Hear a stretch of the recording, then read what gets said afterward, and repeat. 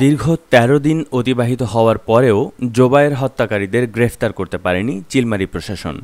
প্রশাসন চুপ থাকার প্রতিবাদে আজ ১ আগস্ট বৃহস্পতিবার চিলমারীর সর্বস্তরের জনগণ মানববন্ধন কর্মসূচি পালন করেছে। এতে নিহতদের স্বজন ও এলাকাবাসী হত্যাকারীদের দ্রুত গ্রেফতার ও সঠিক বিচারের আহ্বান জানান।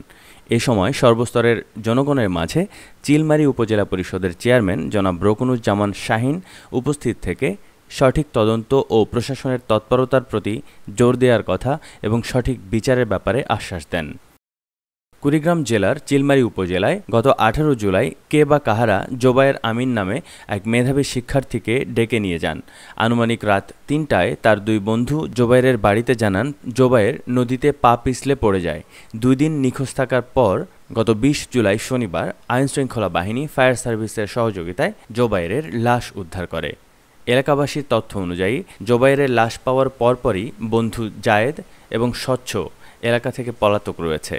জোবায়েরের মায়ের তথ্য অনুযায়ী জোবায়েরকে ১৮ তারিখ সন্ধ্যা রাতে তার দুই বন্ধু বাড়ি থেকে ডেকে নিয়ে যায় এবং ওই রাতেই তার মৃত্যুর ঘটনা ঘটে। মৃত জোবায়ের আমিন রংপুর কারমাইকেল বিশ্ববিদ্যালয়ের একজন মেধাবী ছাত্র ছিলেন। নির্দেশনা দিয়েছি আসামিদেরকে দ্রুত ধরার জন্য, পুলিশ চেষ্টাও করছে। আমি একটু আশ্বস্ত করতে চাই, অবশ্যই এটা ন্যায্য বিচারের জন্য আমরা একত্রিত আছি, আপনাদের সঙ্গে আছি। আমরা চেষ্টা করছি।